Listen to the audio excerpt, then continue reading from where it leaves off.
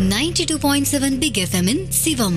இது முழுக்க முழுக்க கதாசிரியரின் கற்பனை கதையே. இதில் வரும் கதாபாத்திரங்கள், பெயர்கள், சம்பவங்கள், ஒலிகள், சிந்தனைகள் அனைத்தும் கற்பனையே. யார் உணர்வையும் மனதையும் எந்த தரப்பினரையும் புண்படுத்தும் நோக்கத்துடன் தயாரிக்கப்பட்டதல்ல. இதில் வரும் கதையோ சம்பவமோ நிஜ வாழ்க்கையில் இடம்பெறுமாயின் அது தற்செயலானதே. பிக் FM இதற்கு பொறுப்பேற்காது. இது 92.7 பிக் FM இன் தயாரிப்பு. ஈஸ்வரா! ராஜ் நாராயணன் ஒரு வினாடி துடித்து போயிட்டான். முகமெல்லாம் வேர்த்து போய் பக்கத்துல இருந்த கட்டில்ல அப்படியே விழுந்துடுறான். இந்த விஷயம் அத்தை அன்னபூரணிக்கும் பாரதிக்கும் ஏன் சந்திரிகாவுக்கும் கூட ரொம்ப ஆச்சரியமா தான் இருந்தது. அத்தா, என்னாச்சு அத்தா? என்னாச்சு? அச்சோ ராஜா, என்னப்பா ஆச்சு? ஏன் இப்படி தொப்பலா வேர்த்திருக்கு?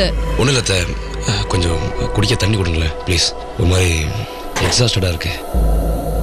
உடனே இளையவள் சந்திரிகா உள்ள ஓடி போய் மன்னார்குடி சொம்புல மரகதலிங்கம் புதூரோட ஊத்து கிணறு தண்ணிய சிலுசிலுன்னு மொண்டு கொண்டு வந்து நீட்டினான்.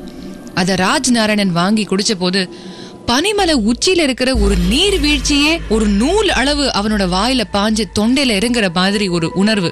அவ்வளவு தித்திப்பாவும் வாசனையோடும் இருந்தது அந்த ஜலம். அதே சமயம் சம்பந்தமே இல்லாம அவனுக்கு மட்டும் ஒரு உடுக்க சத்தம் கேட்டது.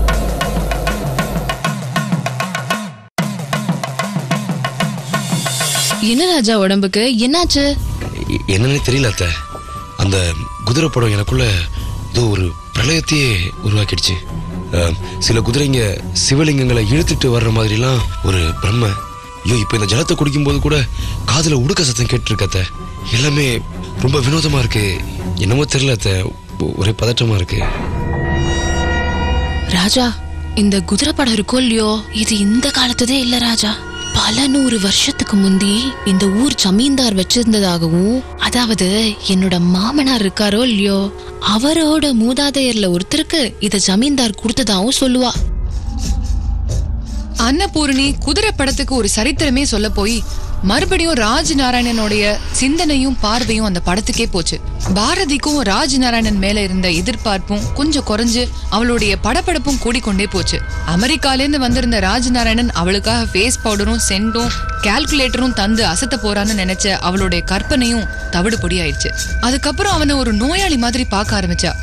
ஆனா ராஜ் நாராயணன் அவனுக்கு ஏற்பட்ட விசித்திரமான ஒரு அனுபவத்தை நினைச்ச ஆழ்ந்த சிந்தனையில இருந்தாலும் கூட பாரதியோட இந்த சின்ன மாற்றத்தை உணர்ந்தான். அப்போ இட்ஸ் ஓகே சம்திங் ஸ்ட்ரேஞ்ச். நான் ஓகே, ஒன்றும் பிரச்சனை இல்லை அத்தை. அப்புறம் எப்படி இருக்கீங்க அத்தை? நாங்க நன்னா இருக்கோம்பா. உன் உத்தியோகம்லாம் எப்படி இருக்கு?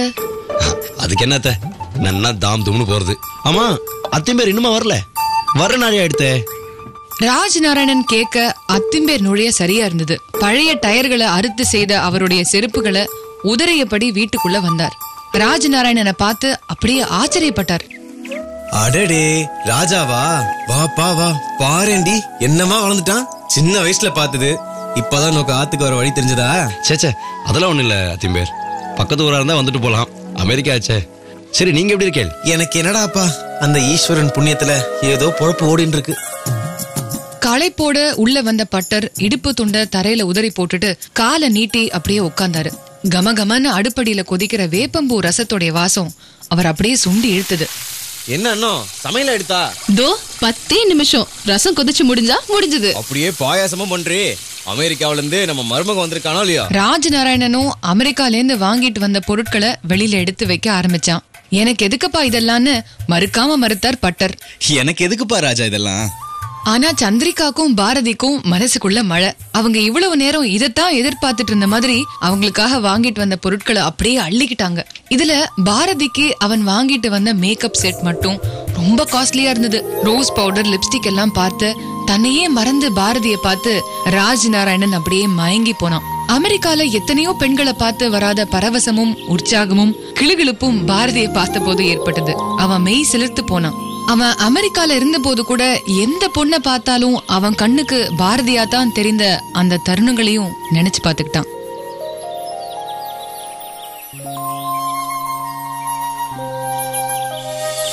ராஜா, நீ அமெரிக்காவில இருந்து வரும்போது எவ்வளவு இழுத்துட்டு வந்து, அம்மா நான் இந்த பொண்ணை தான் கல்யாணம் பண்ணிட்டேன்னு சொல்லுவேன்னு தான் ஊர்ல இருக்கிற எல்லாரும் சொல்றா.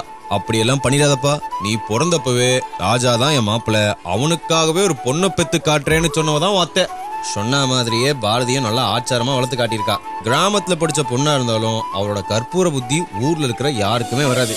இத கேட்டதும் ராஜ் நாராயணனுக்கு அவன் அம்மா அனுப்புற இமெயில்கள் தான் ஞாபகத்துக்கு வந்தது. இமெயில்கள்ல பாரதி தான் முக்கிய அம்சம். அதனாலயோ என்னமோ பாரதி அவனுக்குள்ள ஒரு ஹீரோயினாவே பதிஞ்சிட்டா. இப்படி அவன் கற்பனை உலகத்துல மிதந்துட்டு இருந்த போது பட்டரோட குரல் அவனை டிஸ்டர்ப் பண்ணுச்சு. தன் நிலைய மறந்து ராஜ் நாராயணன் அவளுக்காக ஸ்பெஷலா அமெரிக்காலேருந்து வாங்கிட்டு வந்த பொருட்களை ஆசையோட பார்த்து ரசிச்சிட்டு இருந்த பாரதிய பார்த்து பட்டர், பாரதி 3ஆம் மனுஷன் முன்ன அப்படிதான் வெக்கமில்லாம நடந்துக்கிறதா? அப்பா அப்படி சொன்னதுமே பாரதி வெளிவெடுத்து போனான். கோபம், அழுக, ஏமாற்றம், அவமானம்னு எல்லா உணர்வுகளும் அவளுக்குள்ள ஒரே சமயத்துல பாஞ்ச மாதிரி இருந்தது. ராஜநாராயணன் முகத்திலோ 3வது மனுஷன் பட்டர் சொன்னது எதிரொலிச்சுட்டே இருந்தது. அப்புறம் ராஜா, எவ்வளவு நாள் தங்குறதா உத்தேசம்? ஒரு 10-15 நாள் தங்கலாம்னு இருக்கேன் அத்திம்பேர். அது சரி. எவ்வளவு நாள் லீவ் போட்டு வந்திருக்க? லீவ் எல்லாம் பிரச்சனை இல்லை அத்திம்பேர். 6 மாசம் கூட நான் இங்க தங்கலாம், ஒரு ப்ராப்ளமும் இல்லை. ரொம்ப சந்தோஷம். நானும் பாரதிக்கு வரம் பார்க்க ஆரம்பிச்சிருக்கேன். நல்ல இடமா அமைஞ்சுடுத்துனா நீயும் கல்யாணத்துல கண்டிப்பா கலந்துக்கணும், சரியா? இத கேட்ட ராஜ் நாராயணனோட மனசு உடைஞ்சு போச்சு. பட்டரை வெறுப்பும் ஏமாற்றமுமோட பார்க்க ஆரம்பிச்சான். அதோட ரூமுக்குள்ள போன பாரதியோட அழுக சத்தமும் கேட்டுச்சு. என்னப்பா ராஜா பாக்குற? பாரதி கல்யாணத்துக்கு நீ கட்டாயம் இருக்கணும். அத்திம்பேர், என்னப்பா ராஜா, ஒரு நல்ல விஷயம் பேசிட்டு இருக்கோம், உன் மூஞ்சி இப்படி ஆறுது? என்ன அத்திம்பேர், நான் வந்திருக்கிறது பாரதிய கல்யாணம் பண்ணிக்கு தானே. அப்படியா? வேடிக்கையா இருக்க. என்ன அத்திம்பேர் இது? பாரதிக்கு நான், எனக்கு பாரதின்னு சின்ன வயசுலயே முடிவு பண்ணிட்டு இப்ப இப்படி மாத்தி சொல்றே, இது எந்த விதத்துல நியாயம் அத்திம்பேர்? இதுக்கு என்னதான் அர்த்தம்? ஏண்டாம்பி, உன் அம்மாவோ அப்பாவோ பாரதி விஷயமா எதுவுமே உன்னாண்ட பேசலையோ? மிருதுவான உணர்வுகள்லயே பழகி போன ராஜ் நாராயணனுக்கு பட்டரோட பேச்சு ரொம்ப கடினமா இருந்ததுனால அப்படியே உருக்குலைஞ்சு போனான். அதிர்ச்சியில ஆழ்ந்து அவனுடைய குரல் உடைஞ்சு போனது. பட்டரின் அடுத்தடுத்த நஞ்சு தோய்ந்த வார்த்தைகளுக்கு பதில் சொல்ல முடியாம தலைய மட்டும் அசைச்சான். இத கேட்டு சமையல் கட்டுல இருந்து ஓடி வந்த அன்னபூர்ணி, என்னன்னா நீங்கோ, அவனே இப்பதான் வந்திருக்கான், வந்து 1/2 மணி நேரம் கூட ஆகலை, அதுக்குள்ள இப்படி மனசுல நெருப்பள்ளி கொட்டு வேளா, சும்மா இருக்கேலா? இப்ப என்ன ஆயிடுத்துன்னு நீ பலட்டுற? எப்ப இருந்தாலும் சொல்ல வேண்டிய விஷயம் தானே. ஆரம்பத்திலே சொல்லிட்டா ஒருத்தர் எழைய மாட்டா, அதனாலதான் சொன்னேன். என்ன தப்பு இருக்குப்பா அன்னபூர்ணி? அத்திம்பேர், என்னண்ட பேசுங்க. ஏன் இப்படி ஒரு முடிவு எடுத்தேன்? ராஜா, இது நான் எடுத்த முடிவு இல்லப்பா, பாரதியோட ஜாதகத்தால வந்த முடிவு. இங்க பாருறாம்பே, கடுமையான செவ்வாய் தோஷம் அவன் ஜாதகத்துல இருக்கு. உன் ஜாதகத்திலயும் சில ஆச்சரியமான விஷயங்களை பார்த்தேன். அதுக்கப்புறம் நான் என்ன பண்றது?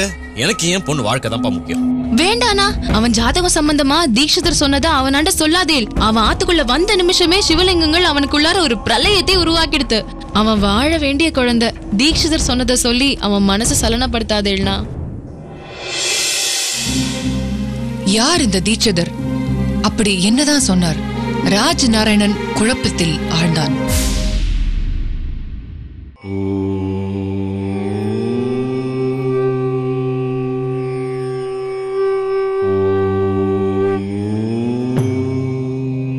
சிவம் பற்றிய டாக்டர் விளாதிமிரின் ஆய்வு மிக வித்தியாசமானது. புராணங்களிலும் இதிகாசங்களிலும் சிவம் பற்றி சொன்னதை அவர் பெரிதாக எடுத்துக் கொள்ளவில்லை. லிங்க உருவம் பற்றி யாரும் சரியாக உணரவில்லை என்பதுதான் அவரது கருத்து. ஒரு ரஷ்ய நாட்டு பிரஜையாக இருந்தாலும் சிவலிங்க சொரூபம் அவருக்குள் ஆழமான பாதிப்புகளை உருவாக்கியதாக அவர் கூறுகிறார். லிங்கம், சதுரம், செவ்வகம், வட்டம், முக்கோணம் என்று கணித வடிவங்கள் அவ்வளவையும் தனக்குள் கொண்டிருப்பதாகவும் ஒவ்வொரு கோணத்தில் இருந்து பார்க்கும் போதும் ஒரு பொருள் தருவதாகவும் இருக்கிறது என்பது அவர் கருத்து. குறிப்பாக அணு தத்துவம் சிவலிங்க சொரூபத்துக்குள் விலாவரியாக இருக்கிறது. லிங்கத்தை பயன்படுத்த தெரிந்தால் அது மழை தரும், நெருப்பு தரும், காற்று தரும், கேட்டதெல்லாம் தரும் என்றும் நம்புகிறார். என்றால் சிவமாகிய லிங்க சுரூபம் என்பது மானுடர்கள் பயன்படுத்த தெரியாமல் வைத்திருக்கும் மகத்தான ஒரு எந்திரமா?